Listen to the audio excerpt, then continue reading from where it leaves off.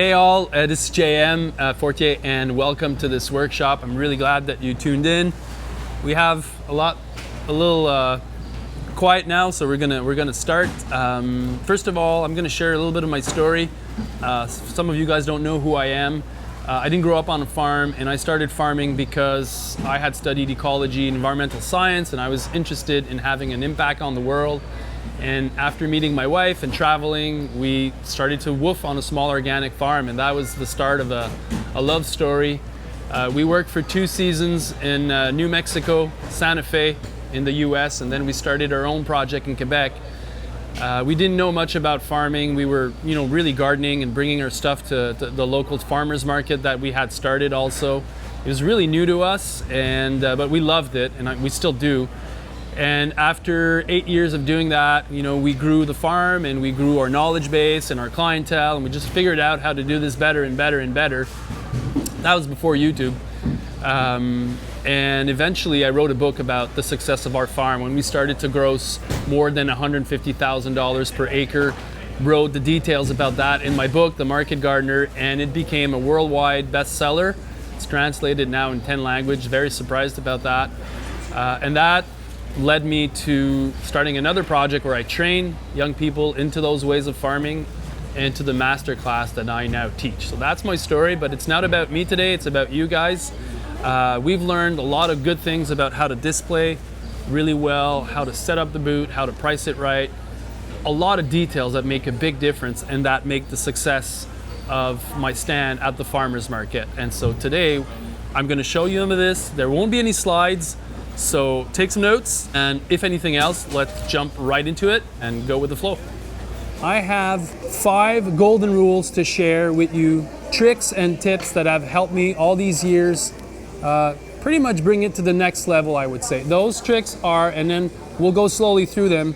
Number 1, quality and freshness is your trademark, so make sure that's what you're bringing to farmer's market, to your booth. So quality and freshness, so important. It's the make or break of any great grower, is how good he is a grower and the quality of what he brings. In the master class that I teach, we show all the steps of how to, grow all these vegetables, and that's, I would say, is number 1. Number 2 is get the price right. It makes a huge difference in your average sales, in your total sales, in your customer retention. If you have the good price for your product, you never want to be less expensive that you can. So we'll talk about that. That's number 2. Number 3 is display. Display means the world. You want to make sure that everything is neat. There's a lot of golden rules in the display, how to make that. We've become quite good at this. We attract a lot of people simply by the display. So that's number 3. Number 4 is customer service 101. These are obvious, but it's always good to remember them. There's golden rules with customer service, and we'll go through those. And finally, number 5 is going 2.0 with your sales and registering box, going to software like Square, and I'll explain why it's such a good thing to do it. So, if anything, let's just start. So, we're taking a not so busy time at the farmer's market to give you 5 key points to consider when doing markets to really do them successfully. And the number 1, faut y aller, madame. The number 1 rule that I've found is like the basic thing, is that you're selling fresh vegetables and quality is the number 1 ruler. So everything that you bring to market should be of super high quality.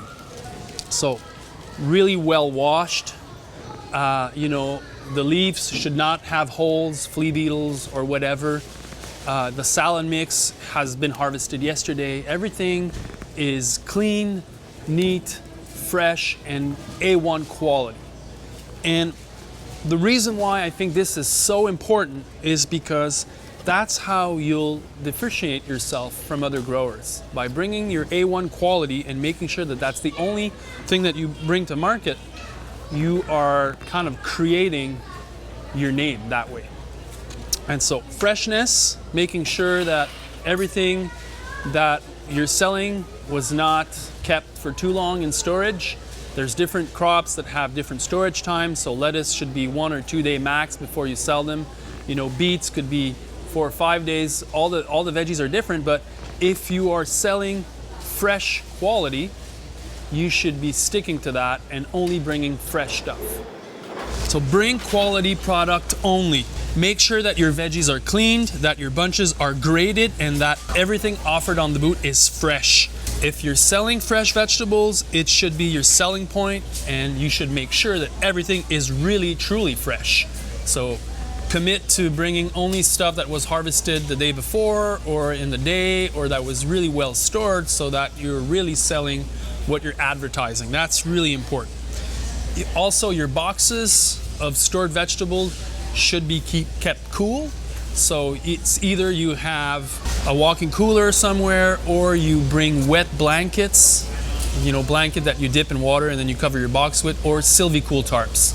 So these 3 tricks are really how you do it. Keep everything in shade. And so that's the number 1 thing. Bring quality product only. Point number 2. And that one is also really important. So again, bringing fresh stuff and your quality graded vegetables only, it's your trademark. So that's really important. That's number 1. Number 2 is pricing everything right. And the prices of your vegetables should be priced not as how much you think it's worth, but what's it worth on the marketplace. And you should always be selling on the upper tier of those prices. So how do you know how to price the vegetables? What I do and how I recommend is that you visit other vendors at the farmers market, take note of all the prices, and then you can also visit supermarkets around and go to the organic section and look at those prices, and then make your own prices in relation to those two. So the market, the prices at the supermarkets in the organic section, and the other vendors at a local farmers market or another farmers market nearby. And so with those, you'll have a good idea of what the going rate is for fresh, organic, local vegetables. And you want to place yourself, if you're bringing quality, that's really important. That's number 1. But you want to be pricing yourself on the upper echelon of those prices. You know when your prices are right when you have at least a few people complaining about the price. That's a good sign. That's what you want. If no one ever complains about your price, that means that you're not expensive enough and you should be just a tad more. Remember, you are farming for a living, and you're trying to make a good life doing this. It's not your social responsibility to make fresh organic vegetables affordable for everyone. That's not your mission. Your mission is to make a good living farming. So my recommendation to you is to not think of how much it's worth, or you would be paying for your vegetables, but look at the going rate and the asking price for the vegetables, and try to sell as high as you can. Really important. And so I've been on that train of thought where we were not priced things to the optimal. For 5 or 6 years we were selling carrots at $2.50 a bunch, and everybody were selling them at $3.50 a bunch. And when I did the math, realizing that if I sell 100 bunches of carrots for 25 weeks at $1 difference, that's $2,500 that I lost in that year just because my price was off. You know, that would have made a great vacation, and there's a lot of things that we could have done with that money. Pricing just on the upper tier also generates more income without more work, without more vegetables, without more bagging, without more harvest. So it's really important that you get your price right. And again, the rule of thumb is that if no one is ever complaining about your price, you're probably not expensive enough. And remember, being expensive is a good thing. Farming is already hard work. You want to make sure that you're making a great living so that you can keep on doing it for many, many more years. You want to be sustainable. You want to have a good year at market. You want to make some cash. Last thing about prices is my recommendation is that the prices should not increase and decrease over the season. You should have pretty much fixed prices throughout, and that makes it so that you won't attract customers that are bargaining for prices. And they're not looking for the price when they come at your booth. They're looking for the product, the freshness and the quality of your product. That's what you're selling. So the price is important, like I just said, but don't make it so that when people come to your booth is for prices. All the labeling is done on each of the items. The prices are there. Good pricing makes a huge difference on your bottom line. Make sure you're on target. For price, what I found is the best is to have the name of the vegetable with the price written on a chalk-like board. So this is a little plywood painted black, and then we write with a chalk-like crayon the price, and we have these really neat rotating display clip. So you can place them pretty much however you want, here or here, and then they can move around. So these are really inexpensive and they look great. So another one is wood crates. They're a lot sexier than plastic crates. So wood and vegetables and the black all together with the colors, the black and the wood, makes a really nice palette. So wood crates for sure. And if you have plastic tables, then you want to put a nice cloth. Okay, you see that the wood really looks good with the display. So you can get those from Amazon and they're inexpensive. And then because we're not changing prices every week, we'll keep those for pretty much the whole year. Point number 3, high quality and good pricings are even better when the display is top notch. So you want to make sure that your display, your setup is really, really awesome and next level. Doesn't need to be complicated, but there's a few golden rules here. Rule number 1, every time you sell salad greens, they should be bagged with lots of air. That's really important. And you can make there's ways to do knots, and it makes a difference. When people see this or this, for sure, they'll buy the bags with more air in them. I don't know for what reason, but it's a fact of life. So make sure that you're always putting a lot of air in your bags when you're selling greens. So that's number 1. So the way to put lots of air in your bag is, first of all, this is a half-pound salad, and then you need bags that are about half the size of what you're putting into them. Double the size. Double the size of what you're putting into them. Then you simply flip them like there, make 2 knots, 2 turns. Then you make a first knot really tight, and then the one not tight. Okay, so then there's air in the bag, and when the customer wants to open it, it's really easy. Okay, so air in your bags. A lot of people would like to have zero plastic at their farm stands. This is what's coming next.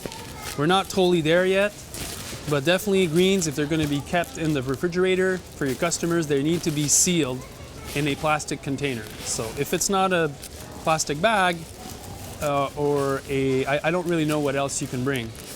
I think the solution to this problem would be to have recycled bags or bags that are recyclable. And I'm willing to pay a premium for those bags, but they don't seem to be so available until now.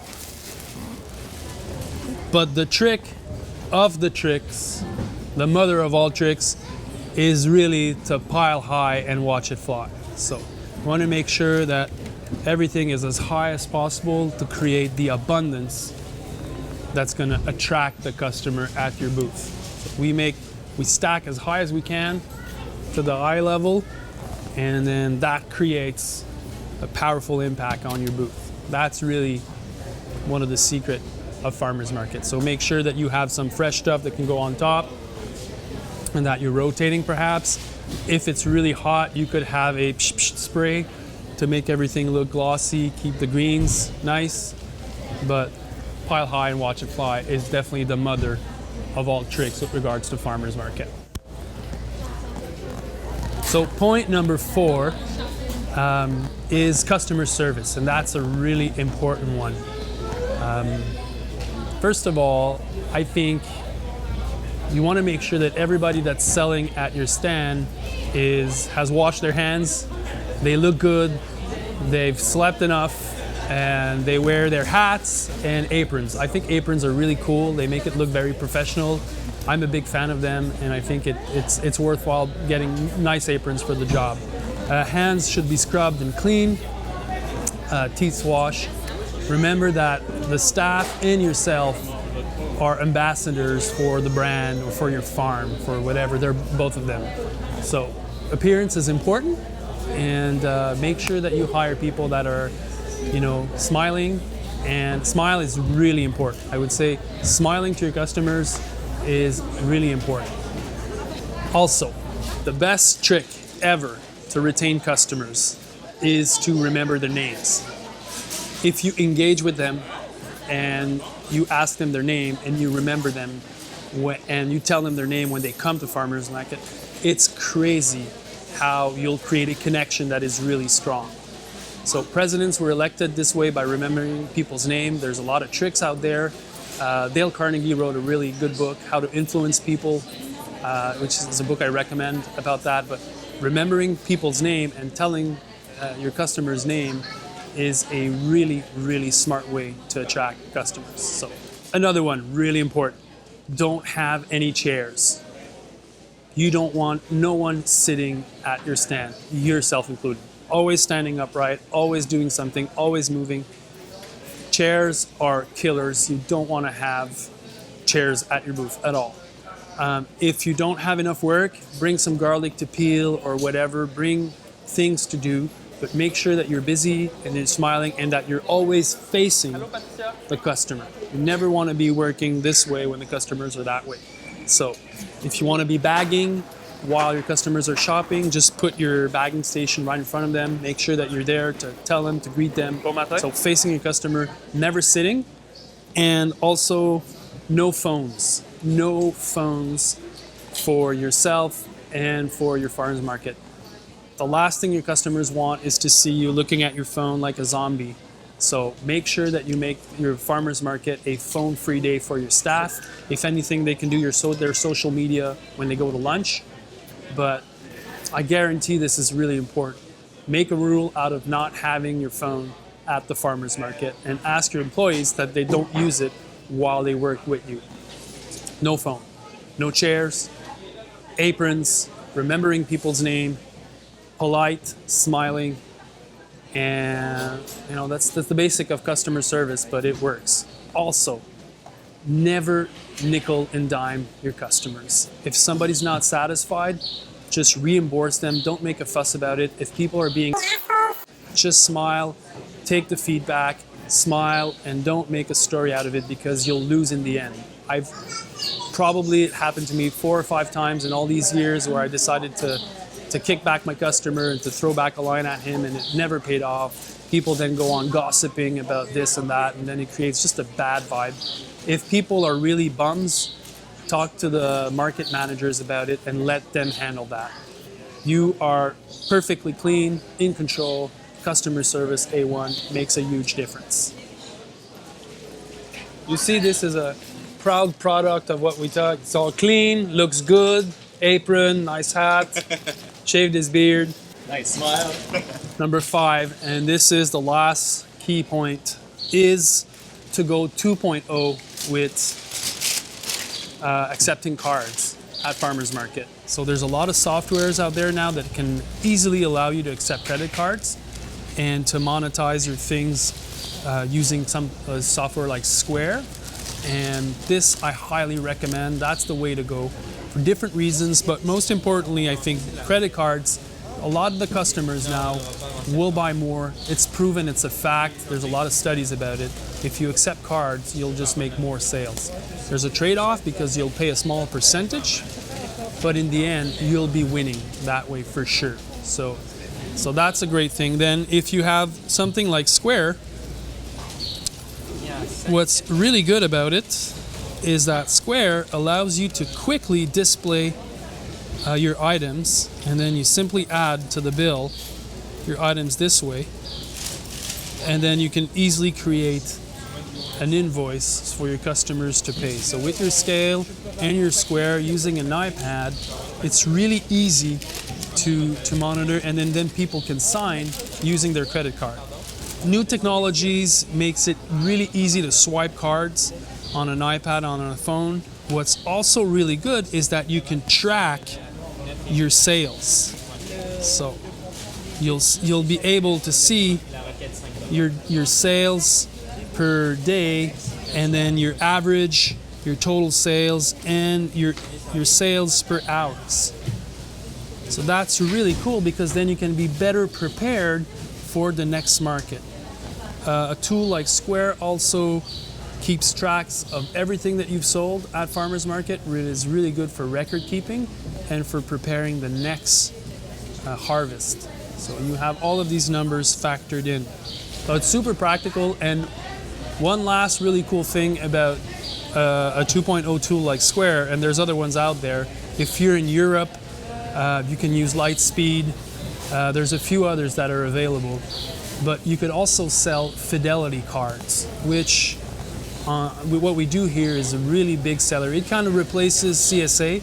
So Fidelity card, people buy them online through your website, and then they receive cards that they can swipe when they come to your farmer's booth. And then they get 5, 10, 15% discount, whatever you want to give them.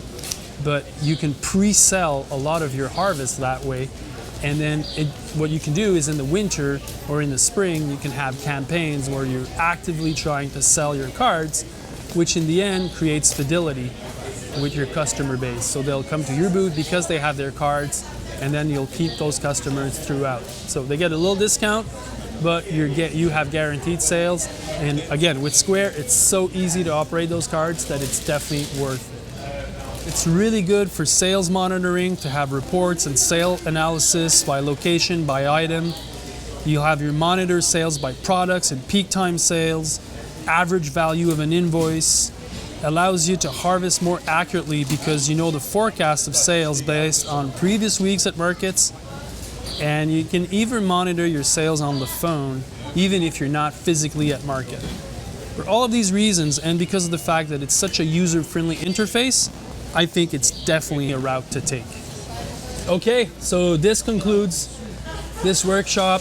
I hope there's a few things in there that's going to help you at your farmer's market. We're not revolutionizing anything here. This is common sense approach to everything. But like in most of the market gardening reality, everything, when you do all the little steps right and you sum it up, it makes a huge difference. Just to go recap what we talked about today, the 5 golden rules in my book are number 1, quality first. You need to be bringing awesome quality, super fresh vegetables. It's your trademark and it's your prideness. It's what you sell, and it's how you can compete with the big farms out there is through freshness, organic, the quality, and your own presence. Also, all of these, they're going to be very hard for the big farms to compete with. So you need to learn how to be a good grower. I teach an online masterclass where I show all the steps of all these vegetables, how to grow them, all the details, all the tricks, everything you need to know to be a good grower. It's all in the masterclass. We now have more than 1,000 students in 55 countries. We've created a community. It's really awesome. So I'm inviting you to check it out. All the information is on the link of this webinar, on this workshop. So that's number 1, quality and freshness. Bring only your prime stuff and learn how to grow prime stuff. Number 2, we talked about price. Make sure you have the good pricing, and make sure that you don't undervalue your work. You know, I've said it, farming is hard work. If you're going to be successful, you need to have good prices, and good prices will make the difference between going on vacation or perhaps not. Acquiring good tools, perhaps not. Getting into the masterclass with what it costs or not. So make sure that you're getting the price right, okay? And remember, if no one ever complains about your price, it means that you're not expensive enough. And that's really important, to be sensitive to that. Number 3, display means the world. pile high and watch it fly. We talked about that. We talked about how to put wood crates, pricing. You know, you want to create an experience for when the people come, they're attracted to it. So the quality of the vegetable, and then the display is like the home and beacon, zooms everybody in, and then the prices are there for you to cash in. Number 4, customer service, really important. Wear your hats, wash your hands, put an apron, make it very professional. Never sit, don't bring your phones. You know, really make it very professional. Selling is a big part of our job. You need to learn how to do it well. And the best trick of all time is to remember people's names. So if you can, you know, find a way to do that, when you zip cards, make sure that you know, say thank you and say their name. That's really important. And then number 5, we talked about going to 2.0 route and using software like Square. I know a lot of people are not hot on that, but it's where it's at and where it's going. So just jump on board and you won't regret it. You'll have more sales and you'll be able to monitor your sales a lot more. And yeah. So all this being said, again, the masterclass is awesome. You have technical sheets on all the vegetables, all the procedures of how to grow things optimally. It's 14 days money back guaranteed, so you can take the class, check it out. If for any reason it doesn't work out for you, we'll reimburse you. We're in here to help you. There's also a peer group of all the growers that are in the class, so people are connecting, sharing tricks, sharing tips, asking questions. So we've created a community. It's really good. And I think that's a big part of the masterclass and the success of the growers that have taken it. Obviously, this sounds like a sales pitch, and it is. But again, you know, it's really important that people understand that, you know, learning all these best practices don't just happen by chance. So to have somebody that's going to share it with you is a great way to take it to the next level. We also have discounts on pretty much all the tools that I recommend. There's discounts on them. So in the end, a lot of the payback of the class is through those discounts. So it's really a worthwhile investment. There's going to be a tutorial filming some of the steps and show the highlights of the masterclass. So if you're interested, stay tuned. And if anything else, I'm just going to wish you a happy summer and good luck at Farmers Market. Hope you make lots of cash. JM out.